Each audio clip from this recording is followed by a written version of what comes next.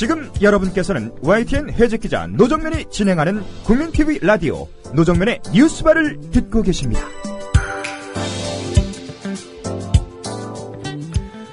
네, 매주 수요일 이 시간 여러분들을 찾아가는 오보의 역사 시간입니다. 오늘은 언론사 간의 오보전쟁 사례들을 소개해드리겠습니다. 언론사 간 오보전쟁, 언론 간의 오보소송은 우리나라에서나 일어나는 일이라고 합니다. 기자협회보 장우성 기자 나와 계십니다. 안녕하세요. 안녕하세요. 자, 이번 국감에서 언론사 간 분쟁 건수가 확인됐다고 하죠? 예, 최근 국감 과정에서 언론사가 타 언론사를 상대로 언론중재위에 대한 조정 건수가 160건인 것으로 나타났습니다. 네. 2011년부터 지난 9월까지의 통계인데요. 이 중에 KBS가 낸 청구가 53건으로 33%를 차지해서 압도적인 비중을 차지했는데요. 2위보다 4배 이상 많은 수치입니다. 그리고 KBS가 낸 조정 신청 53건 가운데 정정 보도가 23건을 차지했고요. 그 언론사 간의 조정 건수는 160건이었습니다만은 직접 법원 소송으로 간 경우를 따지면 횟수는 더 늘어날 것으로 보입니다. 네. KBS가 이렇게 특별히 많은 이유가 있나요? KBS 같은 뒤에도 잠깐 나올 수 있을 것 같은데요. 그 KBS가 상당히 그 자사에 대한 언론 보도에 상당히 좀 민감하게 반응한다는 좀 그런 평들이 있습니다. 그것들이 네. 이러한 수치로 좀 나온 것 같습니다. 예. 네. 자, 한겨레와 월간조선 간에 벌어졌던 이른바 안기부 보고서 소송부터 좀 알아볼까요? 예, 월간조선은 2001년 4월호에 안기부가 작성한 한겨레신문 종합분석 보고서라는 것을 입수해서 보도를 했습니다. 네. 이 문건은 안기부가 1997년 4월에 작성한 것으로 그렇게 알려져 있는데요. 그 기사 내용은 이 보고서를 인용하는 형식으로 이렇게 구성이 됐습니다. 주된 내용을 보면은 한겨레가 이제 북한 입장을 대변하는데 앞장서 왔고 국내 좌경 세력 입지 강화를 위해서 노력하고 있다. 주로 이런 내용들이고요. 그리고 한겨레신문 개별 기자들의 이념 성향 분석을 한 내용도 있고요. 특히 문제가 된 부분은 삼성 에버랜드 안전사고 부분을 기사를 축소 보도해서 광고를 대신 따냈다는 광고 비리 내용이 포함되어 있는 부분이 있었습니다. 그래서 한겨레는 월간조선과 권영애 전 안기부장을 상대로 해서 20억 원의 손해배상 소송을 청구했는데요. 결국은 한겨레가 대법원까지 가서 승소했습니다. 예. 그러니까 1심에서는 월간조선이 2천만 원을 배상하고 정정 보도하라는 판결이 나왔는데요.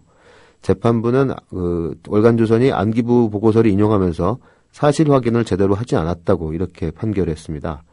그래서 월간조선 부분은 대법원까지 가서 이대로 유지가 됐고요. 다만 권영애 안기부장 경우는 1심에서 7천만 원 배상 판결이 나왔다가 2심에서는 문건 작성에 직접 관여하지 않았다고 해서 배상 판결에서 제외됐었습니다. 하지만 대법원이 이 부분을 파기환송해서 결국 권영애 부장도 5,500만 원을 손해배상하게 됩니다. 예. 그리고 아까 말씀드렸던 삼성 에버랜드 관련 부분은 재판부에서 허위라고 인정을 했고요. 다만 한겨레 보도를 친북 좌익적이라거나 아니면 노동신문 서울지국 이런 식으로 비유한 것은 표현상의 과장은 있지만 의견 논평 부분의 영역에 해당된다고 해서 정정 보도는 받아들이지 않았습니다. 아, 그래요? 네. 네. 그러니까 사실관계 이런 부분에 있어서는 아닌 것으로 법원이 판단을 하면서도 네. 정정보도 판결을 안 했다는 부분이 참 그래도 이게 2001년도 네네. 상황이니까 네네. 지금은 좀 나아졌겠죠. 한겨레 신문의 언론 권력 시리즈가 그 당시에 2001년도로 기억하는데 그때 네네. 꽤 많은 반향을 불러일으켰던 것으로 압니다. 네네네.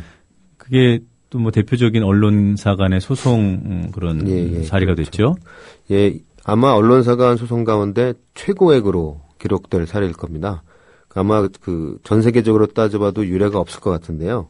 당시 상황을 보면 한겨레는 2001년 3월부터 4월까지 심층해부 언론 권력 시리즈라는 시리즈를 통해서요. 조선중앙 동아일보와 사주들에 대한 의혹들을 심층적으로 보도를 했습니다. 이에 대해서 조선일보와 동아일보는 각각 70억 원 그리고 10억 원의 손해배상과 정정보도 청구 소송을 냈는데요. 네. 동아일보 한겨레 소송은 6년의 결심 끝에 대법원까지 가서 결국 동아일보가 패소했습니다. 예. 당시 쟁점이 된 부분은 동아일보 사주의 친일 의혹 갖고 그리고 동아일보의 반대로 세종로 광장과 지하철 1호선 노선이 변경됐다는 그런 내용 그리고 동아투위 대량 해고 내용 등등이었는데요. 당시 재판부는 이 같은 내용들이 객관적 사실이거나 아니면은 사실로 믿을 만한 상당한 근거가 있다고 판단을 했습니다. 네.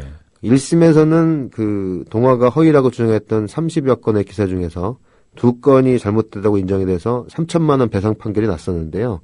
2심부터 뒤집혀서 결국 대법원까지 가서 확정이 된 겁니다. 그러니까 30건 모두 문제 있는 기사는 없었다는 거군요. 네, 그렇게 판결이 났습니다. 그 조선일보 경우 같은 경우를 보면은 조선일보는 한겨레 기사 13건에 대해서 허위 보도라고 소송을 제기했는데요. 이 중에 5건이 충분한 근거 없이 단정적 표현을 썼다라고 해서 조선일보사에 3천만 원, 방상훈 사장에게 5천만 원의 손해배상을 하라고 판결이 났습니다. 네. 그리고 조선일보는 2심 가는 도중에 소를 취하했습니다. 이 한겨레가 했던 심층해부 언론 권력 시리즈 1호부터 10여 년이 지난 지금입니다만 지금 이러한 기사 더 필요하지 않나 그런 생각을 좀 해봅니다. 네. MBC와 동아일보 간에 있었던 이른바 재테크 소송도 좀 소개해 주실까요? 예. MBC와 동아일보도 상당히 여러 가지 그 소송이라든가 갈등들이 있었는데요. 그 중에 일단 이 부분을 좀 소개해 드리겠습니다. 동아일보는 2001년이죠, 이때도. 그러니까 2001년 1월 11일 미디어랩 시장 논리만 쫓다 방송공익 훼손이라는 기사를 냈습니다. 이 부분은 그 미디어랩 도입을 주장하는 MBC를 비판한 건데요. 그러니까 코바코 체제에서 수혜를 입은 MBC가 직접 광고 영업까지 하겠다는 것은 문제라고 지적을 했습니다. 예. 그러자 이제 MBC도 가만히 있지 않았는데요. MBC는 같은 날 뉴스데스크에서 싸니자 재테크라는 리포트를 냈습니다. 이 리포트의 내용은 재정난에 빠진 동아일보가 언론사의 지위를 이용해서 금융권에서 싸니자로 돈을 빌렸고 이 돈을 갖고 이제 그 유망주를 매입하고 특혜성으로 그래서 주식 투자를 해서 큰 돈을 벌었다. 그리고 이 주식 투자로 번 돈이 한 해 영업이익의 절반 이상을 차지한다. 뭐 이런 내용이었습니다. 예. 이에 대해서 동아일보는 그 MBC를 상대로 해서 그 정정보도와 3억 원의 손해배상을 청구를 했는데요. 1심에서는 동아일보가 승소를 했습니다. 그래서 그 MBC에 대해서 정정보도하라는 판결이 났고요. 하지만 2심하고 2006년 대법원에서는 원고 패소 판결로 동아일보가 졌습니다. 당시 재판부는 그 MBC가 보도에서 제시했던 핵심 사실관계들이 대부분 사실이다 이렇게 판결했고요. 그 정당한 보도라고 판시를 했었습니다. 네. 이렇게 보면 지금까지 소개해 주신 내용들은 대부분 이 조선 동아 등이 패했어요. 네네. 그런 상황, 그런 셈입니다. 예. 그런데 지금 소개해 주실 내용은 조선일보가 이긴 내용이군요. 네네. 이 부분은 소송까지는 가지 않았습니다만 네. 상당히 논박이 이루어졌던 그 부분인데요. 그 한때 세상을 떠들썩하게 했던 고 장자연 씨 관련 사건 보도입니다. 네. 당시 SBS는 8시 뉴스에서 2011년 3월 6일 날 그 고 장자연 씨의 자필 편지 50통을 입수했다고 단독 보도를 했는데요. 이 편지는 상당히 충격적인 내용이 많이 담겨 있었습니다. 뭐 기억하시는 분들은 많이 기억을 하실 것 같은데요. 그리고 중요한 부분은 그 자신이 접대했다는 사람들의 어떤 그 인적 사항들이 이제 기재되어 있던 그런 부분이었는데요. 당시 모일간지 대표라고 그 이름이 귀칭이 된 사람이 있었죠.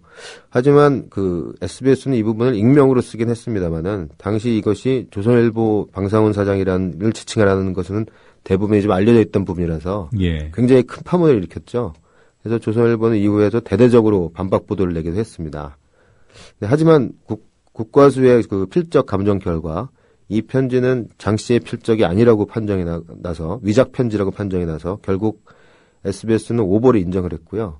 당시 보도국장이 경질되고 상당히 큰 후폭풍을 겪기도 했었습니다. 네.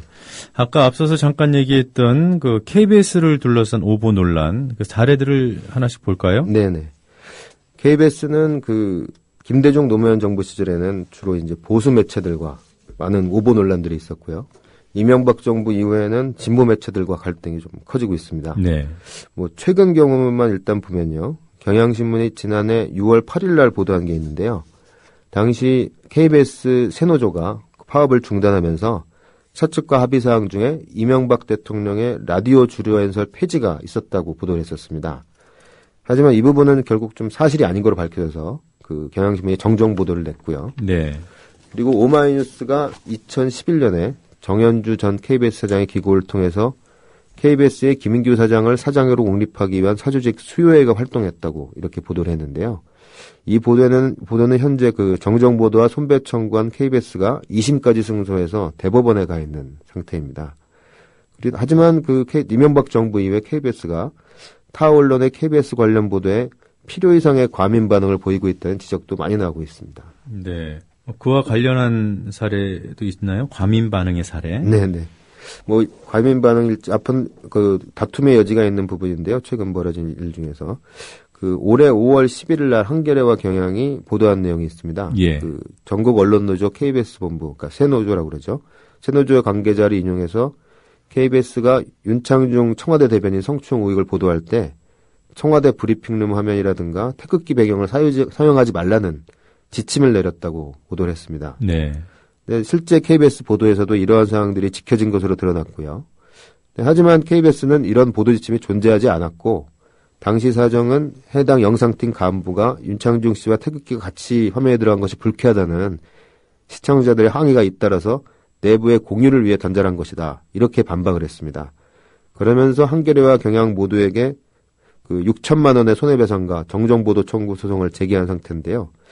하지만 최근 국감 과정에서 KBS 해명에 대해서도 의문점이 제기되고 있습니다. 최민희 민주당 의원에 따르면 KBS는 당시 KBS 해명을 보면요. 5월 10일 오후 2시경 윤창중 씨 배경에 태극기를 쓰지 말라는 시청자 회의가 빗발쳐서 이 같은 공지가 나갔다. 이런 내용인데요. 네. KBS가 최 의원에게 제출한 시청자 상담 접수 내용에는 그런 내용들이 없는 것으로 밝혀졌습니다. 또 이에 대해서 KBS는 사회부로 직접 전화가 왔기 때문에 그렇게 다 이렇게 해명을 했고요. 또 하지만 지금 담당자가 퇴사해서 몇 건이나 나왔는지는 알 수 없다. 또 이런 입장을 보이고 있고요. 그리고 청와대 브리핑룸 영상을 사용하지 말라는 부분들은 어떻게 나왔는지에 대해서는 아직까지 명확한 해명이 없는 상태입니다. 아, 해명은 태극기에 대해서만 한 거군요. 예, 그렇습니다. 네. 그리고 그 당시에 그런 지침을 게시했던 것은 사실이고요. 네, 그 부분은 온라인이 아니고 벽에다가 이제 공지 형태로 붙여 있었고요. 네. 그거는 사진으로 한겨레와 경향이 보도를 했었습니다. 네, 알겠습니다. 자, 오늘은 여기까지 듣도록 하고요. 다음 주에 또 오보 사례 알려주시기 바랍니다. 예, 감사합니다. 네, 지금까지 기자협회보 장우성 기자였습니다.